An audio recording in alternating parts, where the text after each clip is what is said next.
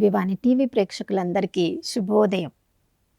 యేసుక్రీస్తు పరిశుద్ధ నామములో ప్రియులారా, మీ అందరికీ స్వాగతం, సుస్వాగతం.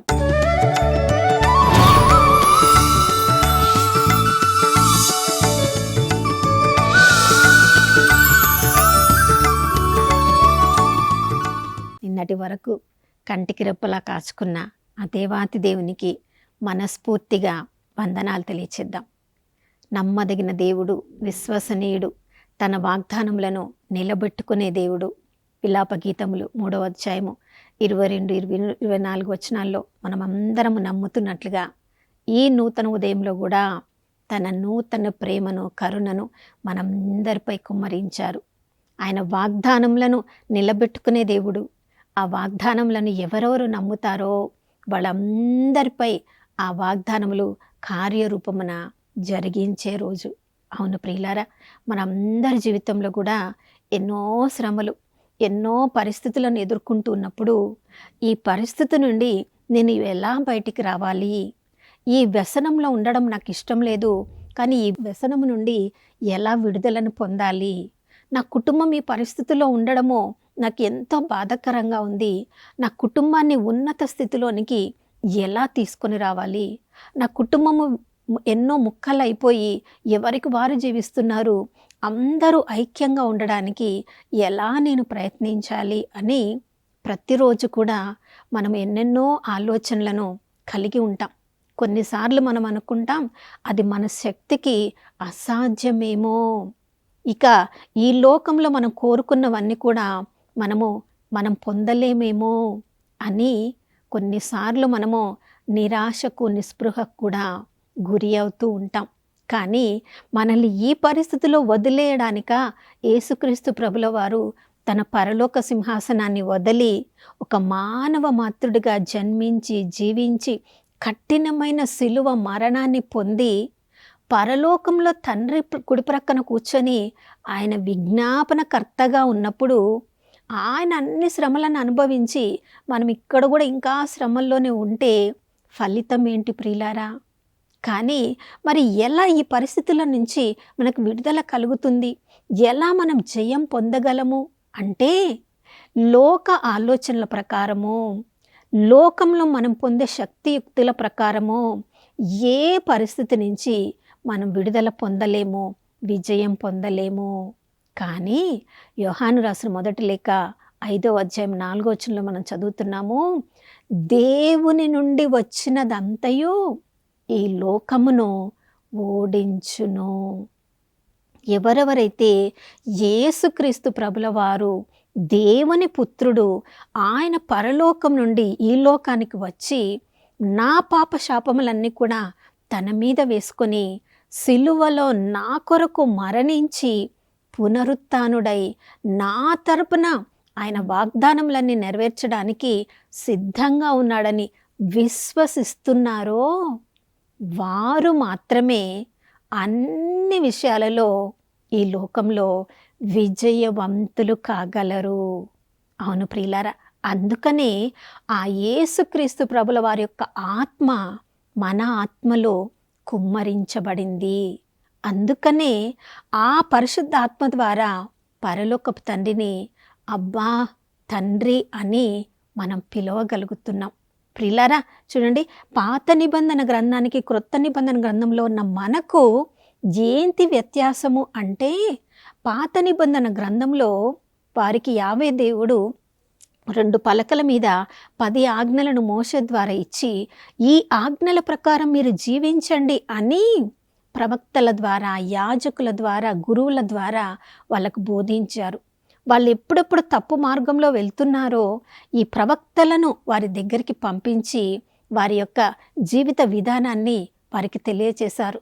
దావీదు రాజు తప్పు చేసినప్పుడు చూడండి, నాతాను ప్రవక్తను పంపించి అతడి జీవితాన్ని సరిచేశారు.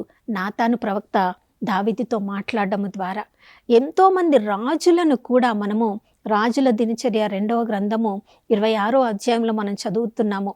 ఉజ్జియా రాజు చూడండి, బాల్యంలో ఉన్నప్పుడు చక్కగా ఆ జకర్యా ప్రవక్త అతన్ని నడిపించినంత వరకు మంచి ప్రవర్తనలో ఉన్నాడు. దేవునికి ప్రీతికరంగా అతడు రాజ్యాన్ని పరిపాలించాడు. కానీ దేవుడు అతను దీవిస్తున్న కొద్దీ అతనిలో గర్వము పెరిగి రాజుగా ఉండవలసిన వాడు రాజుగా ఉండాలి, కానీ యాజకులు వేయవలసిన ఆ సాంబ్రాణి ధూపాన్ని కూడా ఒక రాజుగా ఉన్నవాడు వేయకూడదు అని తెలిసినప్పటికీ కూడా దేవాలయంలో ప్రవేశించి సాంబ్రాణి ధూపాన్ని వేయబోయాడు. యాజకులు వారిస్తున్నప్పటికీ వినకుండా తన యొక్క అధికారాన్ని ఉపయోగించాలనుకున్నాడు. చూడండి, దేవుని యొక్క శిక్షను అనుభవించాల్సి వచ్చింది. కుష్ఠరోగానికి అతడు బలైపోయాడు. చివరి వరకు కుష్ఠరోగిగానే ఉండిపోయాడు. దేవుడు చూడండి, తన యొక్క ప్రవక్తలను పంపించి వారితో మాట్లాడి వారి యొక్క మంచిని చేయాలని అనుకున్నాడు. కానీ విన్నవాళ్ళు దావీదు రాజు లాంటి వాళ్ళు తమ జీవితాలను మార్చుకున్నారు.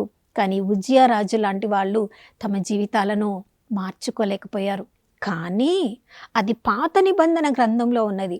కానీ క్రొత్త నిబంధన గ్రంథంలో ఉన్న మనము, యోహాను సువార్త 3వ అధ్యాయంలో మనం చదువుతున్నాం, ఆత్మలో సత్యములో నూతన జన్మ అనుభవించిన ప్రతి ఒక్కరితో, ఆ ప్రతి ఒక్కరి ఆత్మలో బప్తిస్మం పొందినప్పుడు పరిశుద్ధాత్మ దేవుడే వారి హృదయాలలో నివసిస్తూ ఉన్నారు. అవును ప్రియులారా, అందుకనే మనం హెబ్రీలకు రాసిన లేఖ 8వ అధ్యాయం 7వ వచనం నుంచి మనం చదువుతున్నాము. నూతన నిబంధనలో ఉన్న వారిపై ఎవరో వచ్చి ఇది నువ్వు చేస్తుంది తప్పు, ఇది నువ్వు చేస్తుంది రైటు, నువ్వు ఇలా జీవించాలి, నువ్వు ఇలా జీవించకూడదు అని మనకు తెలిసిన వాళ్ళు కానీ తెలియని వాళ్ళు కానీ ఎవ్వరు మనకి బోధించనక్కర లేకుండా దేవుడే స్వయంగా మన మనసుల మీద ఆ చట్టములను ఆజ్ఞలను ప్రభువే రాశారు.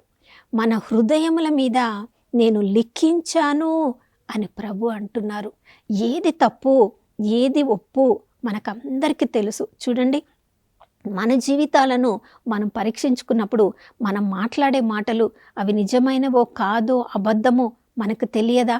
అంటే మనం చేసే ప్రతి పని ద్వారా మనలో ఉన్న పరిశుద్ధాత్మ దేవుడు మన సాక్షిగా నువ్వు ఇది చేయకూడదు, ఇది చేయవచ్చు, ఈ దారిలో వెళ్ళకూడదు, ఈ స్నేహితులు వద్దు అని మనలో స్వయంగా ఉండి మన మనసాక్షి ద్వారా మాట్లాడుతూ ఉంటారు.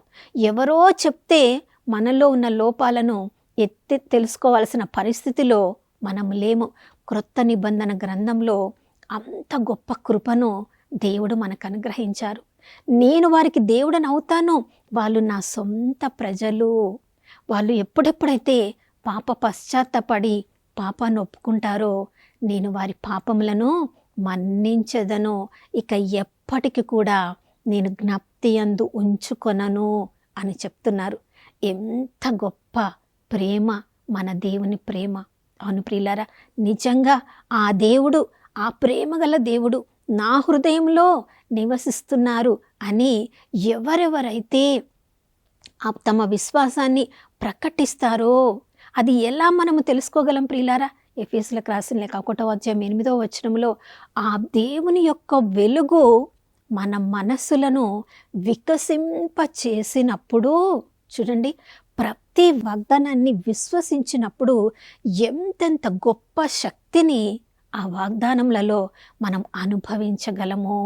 ఆ వాగ్దానములను మనం విశ్వాసంతో స్వీకరించినప్పుడు ఒక్కొక్క వాగ్దానంలో దేవుని ఎంత గొప్ప దీవెన దాగి ఉందో మనం తెలుసుకోగలము.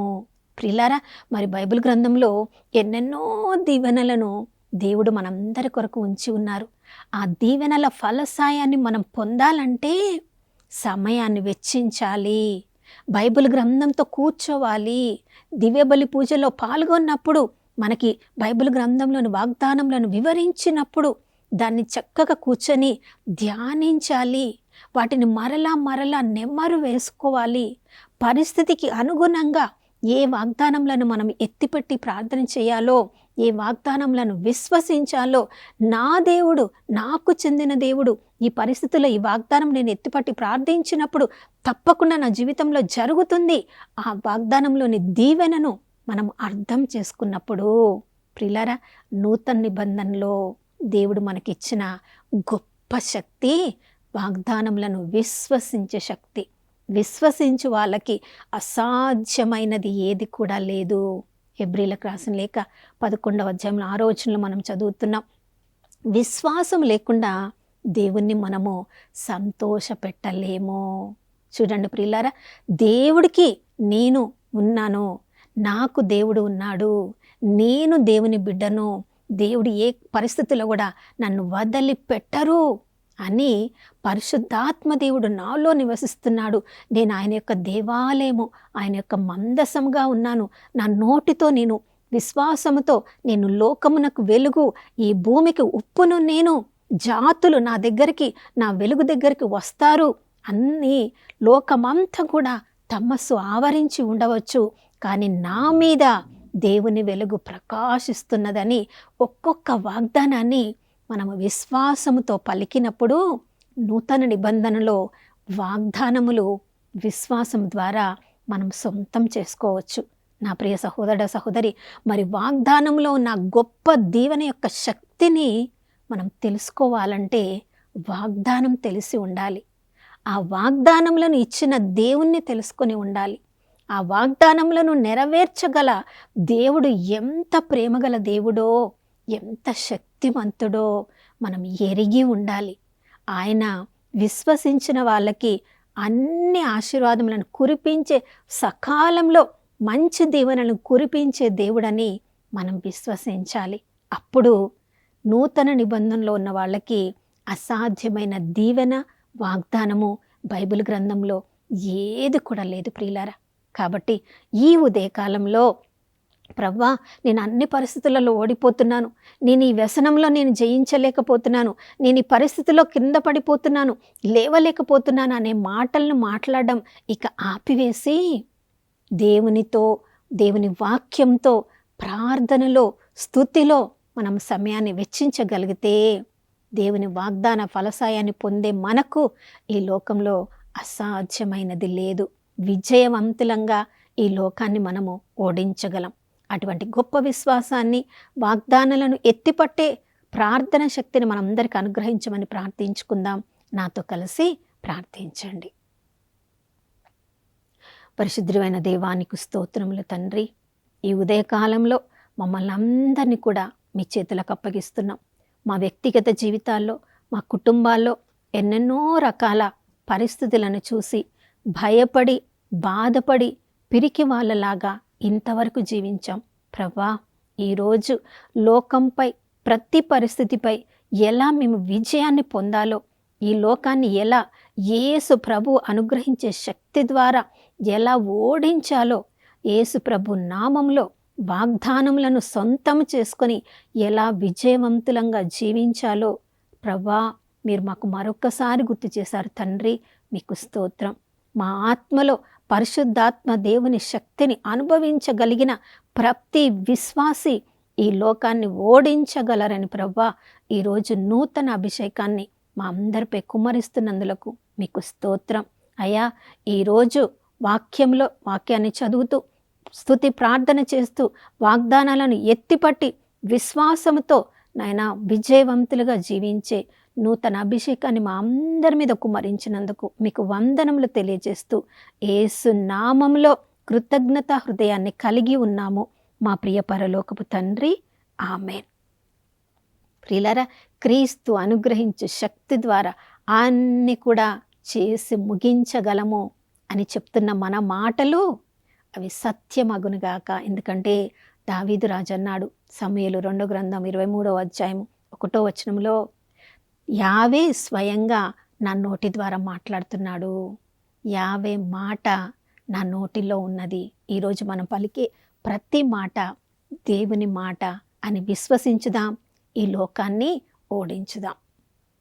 మరొక నూతన శుభోదయంలో మనం అందరం కలుసుకునే వరకు దివ్యవాణి టీవీని వీక్షిస్తూ ఉందాం. ఇమ్మానుయేలు, దేవుడు మనతో ఉన్నారు.